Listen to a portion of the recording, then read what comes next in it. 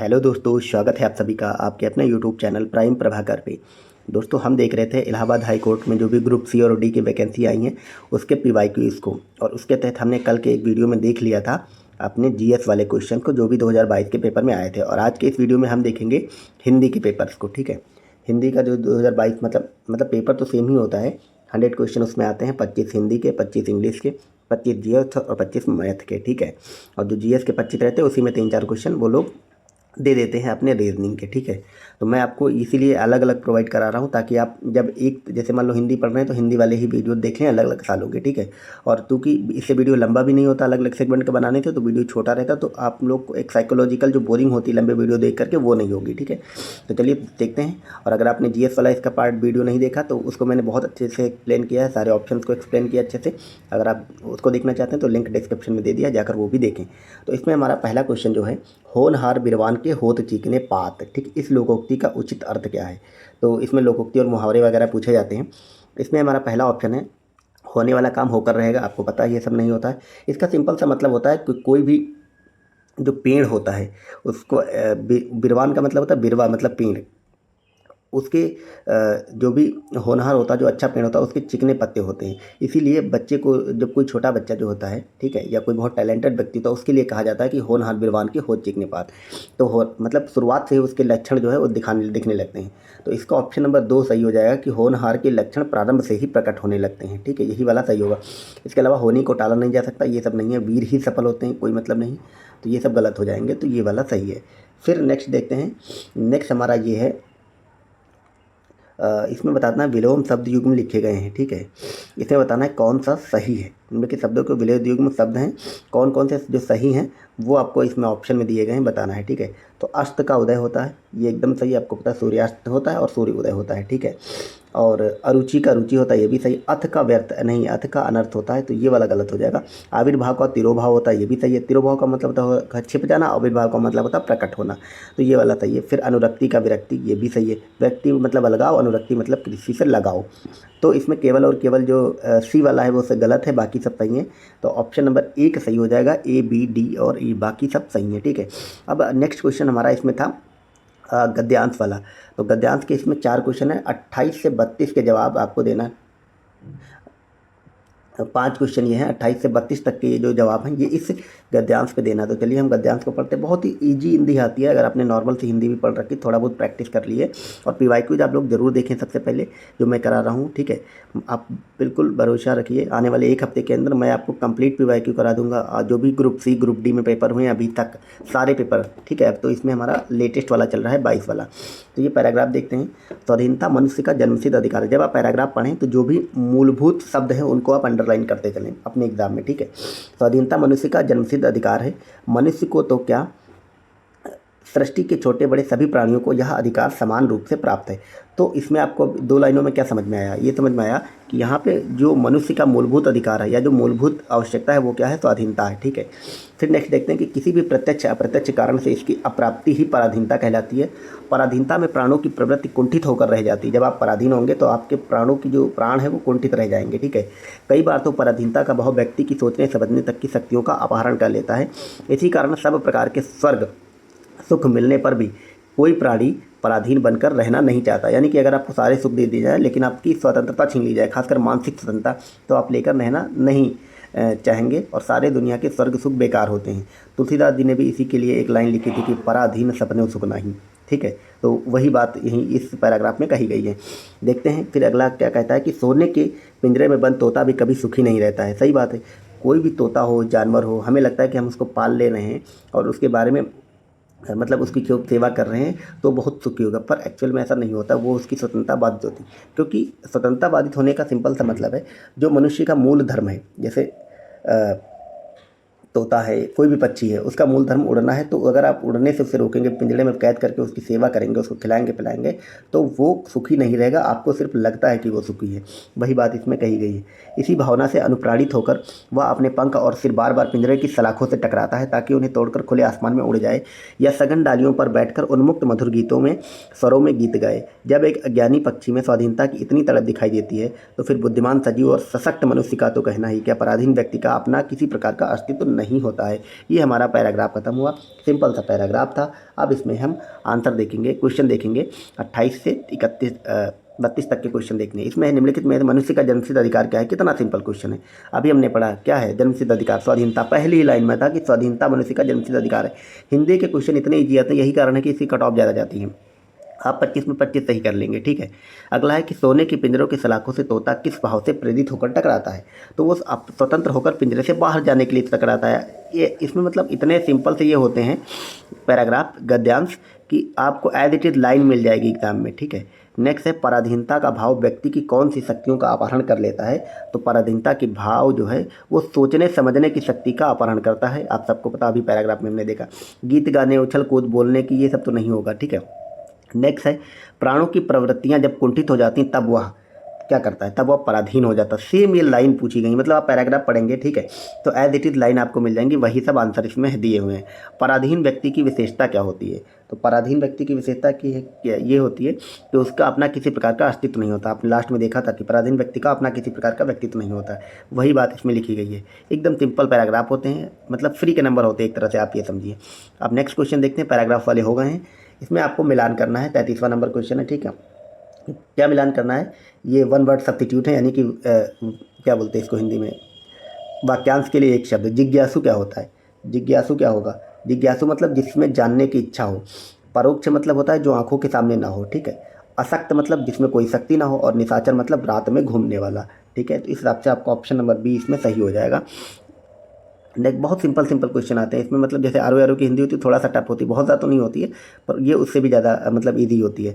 फिर next question है, जिसने लाल कमीज पहनी है वह मेरा पड़ोसी है। इस वाक्य सरल वाक्य में रूपांतरण होगा। ये एक कठिन मतलब कॉम्प्लेक्स सेंटेंस है इंग्लिश में देखें अगर तो, और इसको सरल वाक्य में बनाना है। जिसने लाल कमीज पहनी है वह मेरा पड़ोसी होगा। तो इसमें अब ऑप्शन से देखिए एलिमिनेट करके आंसर कैसे निकलते हैं। मेरा पड़ोसी लाल कमीज पहनता है, नहीं ये नहीं होगा, क्योंकि मेरा इस स्टेटमेंट में भी, क्योंकि देखिए जो भी रूपांतरण होते हैं कॉम्प्लेक्स से सिंपल सेंटेंस में और सिंपल से कॉम्प्लेक्स में, उसमें उसकी भाषा तो बदल जानी चाहिए, लेकिन उसका जो भावार्थ है वो नहीं बदलना चाहिए। तो जैसे जो कॉम्प्लेक्स सेंटेंस है वो क्या कह रहा है कि जिसने लाल कमीज पहनी है वह मेरा पड़ोसी है, पर मेरा पड़ोसी लाल कमीज ही पहनता है, ये तो एकदम से मतलब वेग स्टेटमेंट हो गया कि इसमें ये कहीं से भी पहले वाले सेंटेंस में नहीं कहा गया है कि मतलब ये अनिवार्यता लाल कमीज ही पहनेगा। फिर दूसरा है जब लाल कमीज पहनी तब पड़ोसी बना, नहीं ऐसी तो बात नहीं होगी। जो लाल कमीज पहनता है वह मेरा पड़ोसी है, नहीं ये तो वही वाली बात हो गई, मतलब ये तो कॉम्प्लेक्स ही सेंटेंस है। लाल कमीज वाला मेरा पड़ोसी है, ये इसका सही जवाब हो जाएगा, क्योंकि यही सरल सेंटेंस लग रहा है। एक तो उससे छोटा हो गया, ठीक है। मैं आपको सिंपल सी पहचान बताऊँ अगर, तो सिंपल सेंटेंस मतलब सरल वाक्य और जो भी कठिन वाक्य है, इसमें क्या अंतर होता है। अंतर सिंपल सा होता है, जैसे इसमें अगर जो कंजक्शन होते हैं, जो कंजक्शन मतलब जो जोड़ने वाले सेंटेंस है, जैसे इसमें पहनी है फिर वाह, ये बार बार ये लग के एक नया सेंटेंस, जब दो सेंटेंस मिल करके किसी वाक्य को अर्थ को निर्धारित करें तो वह बनता है कॉम्प्लेक्स। और अगर सिंपल बनाना है तो एक उसी बात को सिंपल से एक सेंटेंस में कह दिया जाएगा, क्या कि लाल कमीज वाला मेरा पड़ोसी है, ठीक है। तो ये इसको थोड़ा समझाना था, इसलिए मैंने अच्छे से बताया। नेक्स्ट 35 नंबर क्वेश्चन देखते हैं। तो ये हमारा 35 नंबर क्वेश्चन क्या कहता है कि सामने के मकान में रहने वाली सुशीला अत्यंत मेधावी छात्रा है, इसमें रेखांकित पदबंध का सही विकल्प क्या है। तो रेखांकित मतलब ये वाली लाइन कि सामने के मकान में रहने वाली सुशीला। अब इसमें मेन है सुशीला, ना कि सामने में मकान, ठीक है। अब आपको बताना है इसमें सही पदबंध क्या है। सर्वनाम होगा, नहीं होगा, क्योंकि सुशीला नाम है, नाम क्या होता है, संज्ञा होता है अपने आप में। तो इसीलिए आपका ऑप्शन नंबर 2 सही हो जाएगा, क्योंकि आपको पता है कोई भी वस्तु हो, शहर हो और व्यक्ति हो, उसका नाम जो होता है वो संज्ञा आता है, क्रिया विशेषण नहीं होगा, विशेषण भी नहीं होगा। एकदम सिंपल सा है। मैं एक काम करता हूँ, आप लोग कमेंट करके बताइएगा, मैं ये कर सकता हूँ, मतलब करना चाहिए मुझे, नहीं करना चाहिए। मैं आपको जो भी टॉपिक है हिंदी से जहाँ से आपके एग्ज़ाम में क्वेश्चन बनते हैं, मैं पूरी हिंदी आपको, जो जनरल हिंदी है ये वाली पढ़ाने नहीं बैठूंगा, बल्कि जिन जिन सेगमेंट से आपके एग्ज़ाम में क्वेश्चन बनते हैं और जो ज़्यादा इंपॉर्टेंट क्वेश्चन है उनको मैं आपको थ्योरी करा देता हूँ, फिर मैं आपको उसको प्रैक्टिस भी करा देता हूँ क्वेश्चंस के माध्यम से, ठीक है। लेकिन आप लोग कमेंट करके बताइए, उसके बाद ही मैं इन सबको कराऊंगा, ठीक है। नेक्स्ट हमारा क्वेश्चन देखते हैं कि वाक्यों में प्रयुक्त सर्वनाम और उनके भेदों का मिलान करना है। तो ये सर्वनाम है इधर और ये उनके भेद हैं, आपको मिलान करना है, ठीक है। कौन बाहर आया, तो एकदम सिंपल सी बड़ी बात है, कौन बाहर आया मतलब क्वेश्चन पूछा जा रहा है, प्रश्नवाचक सर्वनाम हो जाएगा ये, ठीक है। कौन बाहर आया, वह अपने आप चला जाएगा। अब वह अपने आप चला जाएगा तो ये उसके बारे में बात हो रही है। वह मतलब कौन, कोई भी वह हो सकता है, तो वो निजवाचक सर्वनाम होगा, मतलब वो निजी एक व्यक्ति के बारे में बात हो रही है। ठीक है, ऐसे आपको मतलब अगर आपने ये सब नहीं भी पढ़ा है तो इतना सरल क्वेश्चन आता है कि आप थोड़ा सा कॉमन सेंस लगाएंगे तो ऑप्शन से एलिमिनेट कर लेंगे। अब अगला जैसे देखते हैं कि यह ले चलो। ठीक है, तो यह ले चलो का मतलब है निश्चयवाचक सर्वनाम है कि यह मतलब कोई वस्तु रखी है। ठीक है, निश्चित रूप से सिर्फ इसी, अगर यहाँ पे होता है कि ये वस्तुएं ले चलो, ये ले चलो, तो वहाँ पे कंफ्यूजन होता है, ये में ये भी हो सकती है, ये भी हो सकती है। यह है सिंगुलर है, यानी कि ये निश्चयवाचक सर्वनाम है, निश्चित किसी वस्तु की बात कर रहा है। ठीक है, अगला है मैं कल चला जाऊँगा, तो ये मेरी बात हो रही है और मैं आपको पता है पुरुषवाचक संज्ञा होती है तो पुरुषवाचक सर्वनाम हो जाएगा। ठीक है, और अगर इस हिसाब से देखें तो आपका जो सही आंसर है वो ऑप्शन नंबर ए वाला हो जाएगा। अगला हमारा क्वेश्चन है नाना जी फल खरीद कर आए, वाक्य में रेखांकित पद रचना के आधार पर मुख्य क्रिया का कौन सा रूप आपको बताना है। तो रेखांकित क्या है, खरीद कर, यानी कि खरीदना कौन सी क्रिया है आपको बताना। ऑप्शन में है मुख्य क्रिया, पूर्वकालिक क्रिया, प्रेरणार्थक क्रिया और सहायक क्रिया। तो अब आप बताइए कि तो अब आप मुझे ये बताइए कि खरीदना जो है ये क्या ये मुख्य क्रिया है? नहीं, ये मुख्य क्रिया तो इसकी आए हो जाएगी। नाना जी आए घर पे, तो ये मुख्य क्रिया हो जाएगी। आना, नाना जी का आना इंपॉर्टेंट है। क्या ये प्रेरणार्थक है, मतलब वो फल खरीद करके लाए हैं, इससे कोई प्रेरणा मिल रही है, ऐसा कोई बात नहीं कही जाए। क्या वो सहायक क्रिया है? सहायक क्रिया भी नहीं है, ये पूर्वकालिक क्रिया है, इसलिए ऑप्शन नंबर 2 सही। पूर्वकालिक कैसे? क्योंकि आपकी मेन जो क्रिया है वो है आना, आए, और उससे आने से पहले उन्होंने एक कार्य और किया। क्रिया का मतलब क्या होता है? कार्य करना। उन्होंने फल खरीदा। ठीक है, तो नाना जी ने खरीदा, तो ये पूर्वकालिक है, आने से पहले की क्रिया है, तो इसीलिए ये पूर्वकालिक हो जाएगी। आप लोग बताइए, मैं आपको पीवाईक्यू जो ये करा रहा हूँ हिंदी में, मैं आपको मैक्सिमम क्वेश्चन आपको करा दूंगा कि आप सिर्फ कॉमन सेंस लगाएंगे और आपका आंसर निकल आएगा हिंदी में। ठीक है, हालांकि मैं जब थ्योरी पढ़ाऊंगा तो इस तरह से पढ़ा दूंगा कि आप एग्जाम में 25 में 25 क्वेश्चन करके आएंगे, 24 नहीं करके आएंगे। बाकी आप लोग कमेंट करके बताएं, मैं आपको पढ़ाऊँ या फिर इसी तरह से क्वेश्चन करा के उसको मैं आंसर कैसे एलिमिनेट करना वो सब बता दूं। ठीक है, तो जैसा आप लोग मतलब फीडबैक देंगे उस आधार पर मैं आपको कराऊंगा। अगला हमारा क्वेश्चन है भविष्यकाल के भेदों का उचित विकल्प क्या है। तो भविष्यकाल के भेदों का उचित विकल्प बताना है आपको, पास्ट या फिर प्रेजेंट का नहीं बताना है। ठीक है, मतलब वर्तमान काल और भूतकाल का नहीं बताना है। क्या सामान्य काल और पूर्ण भविष्य काल ये भविष्य के भेद होंगे? नहीं होंगे। सामान्य काल कहीं ना कहीं प्रेजेंट से रिलेट करता है। ठीक है, ये आप याद रखेंगे।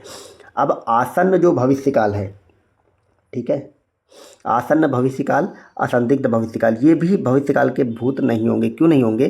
क्योंकि असंदिग्ध अगर भविष्यकाल आपका है तो वो कहीं ना कहीं ये कन्फर्म ही नहीं कि भविष्यकाल है, तो उसका भूत कैसे हो सकता है। ठीक है, असंदिग्ध मतलब जो संदेह के दायरे में रहता है। मैं आपको देखो कितना प्रैक्टिकली बता रहा हूँ, क्वेश्चन अटेम्प्ट करने का तरीका आपको आ रहा हो ना आ रहा हो, आप ऑप्शन से आपका आंसर निकालेंगे। क्योंकि आप भविष्यकाल के भेद बता रहे हैं तो चीज़ें भविष्य से रिलेटेड होनी चाहिए, इतना याद रखें आप। ठीक है, फिर अगला है सामान्य भविष्यकाल। ठीक है, नॉर्मली जो भविष्यकाल में चीज़ें होती है उसको सामान्य भविष्यकाल कहते हैं, तो ये हो सकता है। फिर है संभाव्य भविष्यकाल, बिल्कुल संभावित भविष्यकाल है। अब आप कहेंगे असंदिग्ध और संभावित में क्या अंतर है?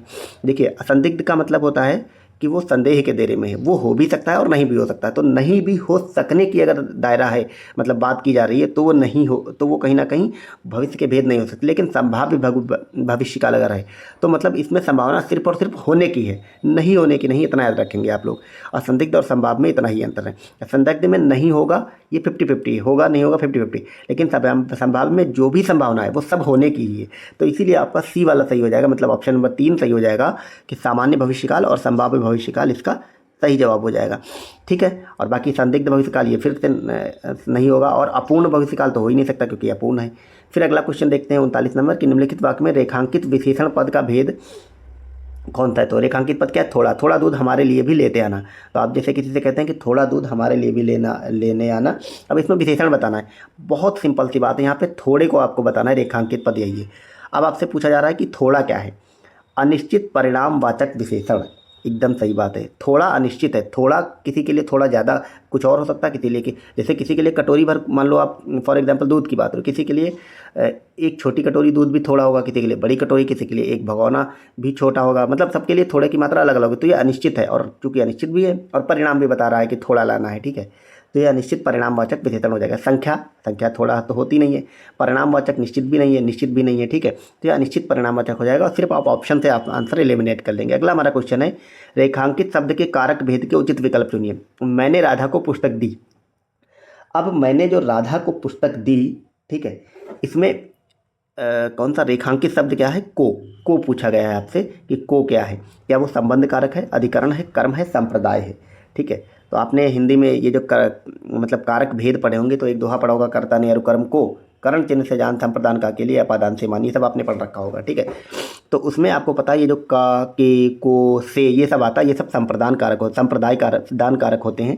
ये मतलब आपने पढ़ा होगा, रट रखा होगा, तो इसको आप ऐसे भी नोट कर लेंगे। बाकी मैं आपको जब कारक पढ़ाऊंगा तो उसमें एक एक चीज़ डिटेल में बता दूँ। डिटेल इन द सेंस मैं आपको सिर्फ 5 मिनट में समझाऊंगा कारक, उसके बाद कोई क्वेश्चन आया आप उसको कर लेंगे। अभी आप इतना याद रखें, जितना भी का, के, से, ये सब होता है, ये संप्रदान में आते हैं, तो इसलिए इसका आंसर ये वाला सही हो जाएगा। नेक्स्ट क्वेश्चन देखते हैं, 41 नंबर क्वेश्चन। ये हमारा क्वेश्चन है, निम्नलिखित में से सेठ का स्त्रीलिंग आपको बताना है। तो सेठ का स्त्रीलिंग आप सबको पता है, ऑप्शन है सेठानी, सेठी, सेठानी, सेठनी। तो आप सब ने देखा हो, गांव में अगर किसी को सेठ कहा जाता है तो उसकी जो वाइफ होती है वो सेठानी हो जाती। जैसे बनिया, जैसे ठाकुर की वाइफ ठाकुराइन, ऐसे पंडित की पंडिताइन, उसी तरह से सेठ की वाइफ जो है वो सेठानी हो जाती है। ऑप्शन नंबर 3 वाला सही हो जाएगा। मतलब आप, ये तो एकदम कॉमन क्वेश्चन जो हम सबके घरों में बोलचाल में होता है। फिर निम्नलिखित में से ला उपसर्ग से बनने वाले शब्द नहीं है आपको बताना। उपसर्ग कौन से होते हैं? जो पहले लगते हैं शब्द के, ठीक है। प्रत्यय क्या होते हैं? जो बाद में लगते हैं। ला उपसर्ग से बनने वाला कौन सा शब्द नहीं है, आपको ये बताना है, ठीक है। आप इसमें एक चीज़ थोड़ा मैं बेसिक बता दूं आपको, उपसर्ग का मतलब क्या होता है या प्रत्यय क्या मतलब, दोनों के लिए ये बात कॉमन बैठती है कि जैसे कोई भी शब्द में कोई उपसर्ग लगा या फिर प्रत्यय लगा, तो अगर उस शब्द को हटा लिया जाए तो उसके बाद भी वो जो बचा हुआ शब्द होता है, यानी आप अगर किसी भी शब्द से उपसर्ग हटा लेते हैं या फिर प्रत्यय हटा लेते हैं तो भी उसका कुछ ना कुछ अर्थ रह जाता है। अगर वो अर्थ ना रह जाए उसको हटाने के बाद, तो फिर आप समझ लो कि वो उसका मतलब वो शब्द जो उसके लिए वो नहीं उपसर्ग बना। जैसे इसमें है लाटरी, लाटरी ही सही जवाब हो जाएगा, क्योंकि लाटरी से अगर ला हटा लिया जाए तो ये बचेगा क्या? टरी। और टरी अपने आप में कोई शब्द नहीं होता है, इसीलिए यही वाला सही हो जाएगा। लाजवाब, लाजवाब ला उपसर्ग से बनने वाला शब्द है, क्योंकि ला अगर हटा लो फिर भी क्या बचेगा? जवाब बचेगा। तो जवाब मतलब अपने आप में वर्ड होता है, अर्थ होता है उसका। फिर लापता, अगर ला हटा लें फिर भी पता अपने आप में एक तरह का अर्थ है।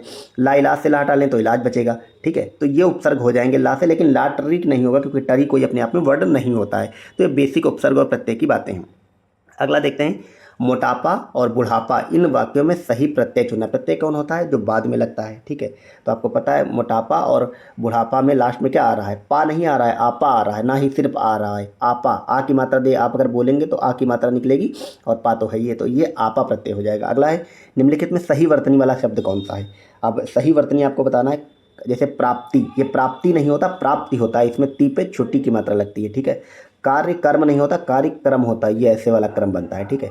गृहस्थ नहीं होता है ये, ठीक है। ये जो ग्रह है ये नक्षत्र वाला लिखा गया है, इसमें गृहस्थ होता है, ये वाला ऐसे लगता है, ठीक है। फिर नीरसता जो है यही सही वर्ड लिखा गया है, नीरसता अपने आप में सही वर्ड वाला शब्द है, ठीक है। बहुत ही इजी क्वेश्चन आते हैं। अगला देखते हैं, मेरे को अपने मामा के घर जानी है, वाक्य का शुद्ध रूप क्या है? तो ये सुनने में ही थोड़ा मतलब टपोरियों वाली भाषा लग रही है कि मतलब फिल्मों में इस तरह की भाषा कभी कोई विलन वगैरह लोग यूज करते हैं। मेरे को अपने मामा के घर जाना, तो इसका सही वाक्य है कि मुझे अपने मामा के घर जाना, यही इसका सही जवाब हो जाएगा। मुझे अपने मामा के घर जाना, यही सही हो जाएगा। अब मेरे को फिर आ गया, मेरे को ये गलत होगा। मुझे अपने मामा के घर जानी है, जानी नहीं जाना होगा, ये गलत है। मुझे अपनी मामी के घर, मामी इसमें कहाँ से है? क्योंकि आपको इसमें लिंग नहीं बदलना है, ठीक है। तो इसलिए ये भी गलत हो जाएगा, एक वाला सही हो जाएगा। अब अगला है, इसमें मिलान करना है, कुछ संधियाँ दी गई हैं। मैं आपको संधि पढ़ाऊँगा, जब आप लोग कमेंट करिए कि मैं हिंदी पढ़ाऊँ ना पढ़ाऊँ, या फिर मैं आपको अभी इसमें कैसे एक्सप्लेन कर रहा हूँ, एकदम विशुद्ध देसी अंदाज में आपको समझा दूंगा। संधियाँ तो कभी आप भूलेंगे ही नहीं, ठीक है। तो इसमें सूची 1 से सूची 2 का मिलान करना है और आपको बताना है कौन किससे मिलेगी।